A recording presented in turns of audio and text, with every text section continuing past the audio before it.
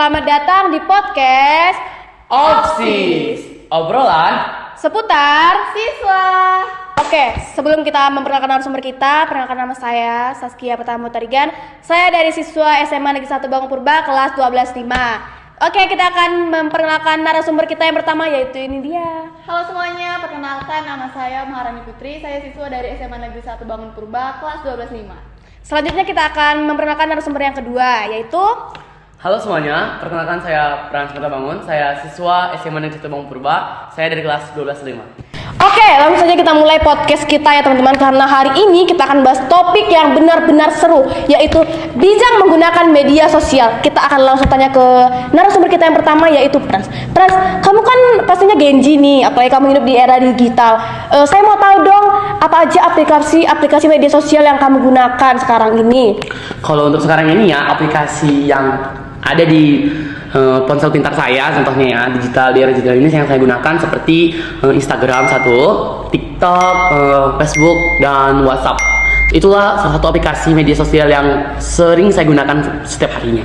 Dari aplikasi yang kamu sebutkan tadi semua, saya mendengar tuh WhatsApp. Apa sih manfaat WhatsApp bagi kamu? Kalau menurut saya ya, manfaat WhatsApp nih ya di era sekarang ini itu sangat penting, sangat penting lah bagi saya. Karena ya kita tahu aja berkomunikasi itu susah. Jadi dengan adanya WhatsApp itu, jadi kita sangat mudah berkomunikasi. Jadi seperti ini, saya memiliki saudara mungkin di luar pulau Sumatera, mungkin di Jawa. Jadi saya bisa berkomunikasi dengan keluarga saya yang di jauh sana. Jadi jika dulu hanya mengandalkan surat melalui kantor pos, tapi di zaman sekarang ini kita bisa menggunakan WhatsApp ataupun telepon pintar kita. Jadi dia apapun berkomunikasi dengan mudah. Dan kadang-kadang kita pun bisa berkomunikasi itu cepat. Karena di WA ini kan dia nggak perlu ada batas waktu ya. Kayak kita kalau menggunakan surat di kantor pos kita harus menunggu lagi beberapa bulan. Tapi ketika kita menggunakan WhatsApp nih, pesan kita tuh langsung nyampe. Jadi menurut saya WhatsApp itu punya sekali manfaatnya. Banyak sekali dampak-dampak positifnya di kehidupan kita. Tapi tergantung kita bagaimana cara memakainya ya. Kalau kita memakainya buruk, ada juga dampak negatifnya. Baik Frans, itu kan dari Frans ya. Kita juga punya narasumber kita nih teman-teman. Kita akan langsung bertanya kepada Maharani. Maharani, kamu juga pastinya kan hidup di era digital dan kamu anak Gen Z dong. Kamu pasti menggunakan aplikasi dalam kehidupan kamu. Saya mau tanya dong, aplikasi apa sih yang kamu gunakan bagi kehidupan kamu? Nggak jauh beda sih dari Frans ya, sama seperti WhatsApp, IG, TikTok, Facebook. Saya sering menggunakan itu. Dari aplikasi yang kamu sebutkan, saya ingin bertanya dong. Tadi kamu bilang Instagram kan, pastinya penting dong bagi kamu. Apa sih manfaat Instagram bagi kamu? Melalui Instagram kita juga bisa nih berinteraksi dengan dunia luar, seperti kita memposting foto kita tentang kegiatan kita sehari-hari, dan bahkan kita bisa mencurahkan kayak perasaan kita melalui statusnya gitu kan. Di IG tuh kan ada kan cara kita buat statusnya. Nah, kita bisa kayak kalau kita lagi sedih gitu kan, lagi senang, kita bisa mempostingnya di situ. Itu sih buat saya. Nah, kita telah dengar nih apa itu dampak negatif dari narasumber kita yang pertama ya Frans ya. Kita akan bertanya kepada narasumber kita yang kedua, yaitu Maharani. Maharani, apa sih dampak negatif dari aplikasi yang kamu bilang tadi? Sebenarnya ada kesamaan antara saya dan Frans. Kalau yang Frans tadi bilang pelecehan seksual, di Instagram kita juga bisa melakukan pelecehan seksual.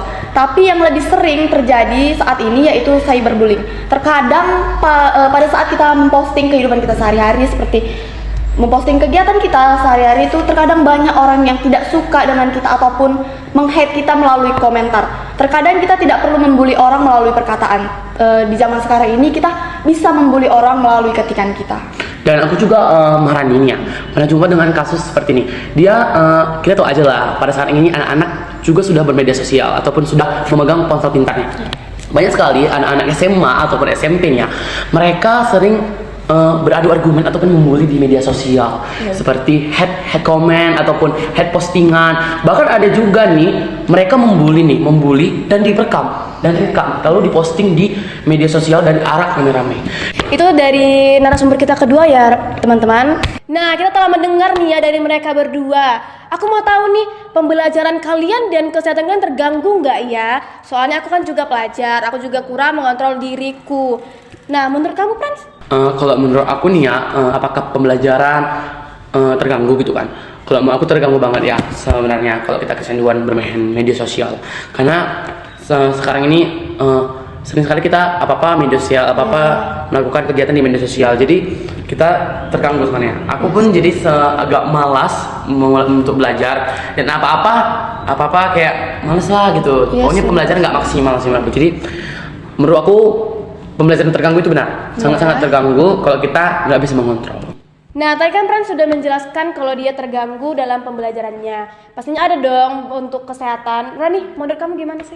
Kalau secara kesehatan ya, terkadang kalau kita udah kecanduan tuh, kita lupa waktu. Kadang saya aja nih kan, satu hari tuh kalau nggak megang handphone tuh pas saat handphonenya di charge aja. Kalau nggak saya terus main handphone, scroll TikTok, bahkan saya makan aja pun saya gunakan handphone gitu. Kadang kalau tertidur juga gitu kan, wah sampai malam sih. Saking kecanduannya Jadi ya. kamu karena kecanduan bermain media sosial ya pastinya. Nah, kita sudah mendengar dari kedua narasumber kita ya teman-teman, bahwa kita harus bijak menggunakan media sosial. Jika tidak, dampaknya akan sangat-sangat tidak baik. Nah, kita mau tahu nih cara mengatasinya dari kedua narasumber kita ya. Oke, kita langsung tanya aja. Mara nih, menurut kamu gimana sih cara mengatasinya? Yang pastinya itu kita dulu lah, kita rubah diri kita sendiri. Kita nggak bisa merubah orang lain kan. Jadi kita harus membawa perubahan sebagai agen perubahan agar tidak terjadi kayak cyberbullying ataupun scammer, penipuan. Itu sangat-sangat merugikan bagi orang banyak, tidak hanya diri kita sendiri, namun masyarakat luas di sana juga terkena dampak. Sesuai dengan kata Maharani tadi, pokoknya cara mengatasi itu introspeksi diri dulu. Caranya kita introspeksi diri kita tahu nih problem diri kita di mana. Jadi setelah kita tahu nih kan, baru kita bisa mengajak orang untuk berubah. Karena media sosial ini kalau kita nggak bisa mengontrol nih, terkadang kalau kita nggak bisa mengontrol ini berbahaya banget. Iya sih, bahaya banget.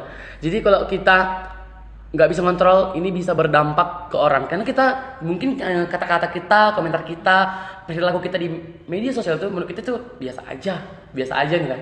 Tapi menurut orang kita nggak tahu lah, pandangan orang terhadap kita nggak tahu. Ya, kadang Makanya mental orang juga jadi kasihan. jadi sesuai dengan tema podcast kita pada GBR Prestasi, bijak bermedia sosial. Jadi kami di sini dalam ajang ini, dalam podcast ini mengajak teman-teman semua untuk bijaklah bermedia sosial, karena ketika kamu tidak bijak sangat merugikan. Kamu rugi, kita semua rugi. OSIS Obrolan seputar siswa.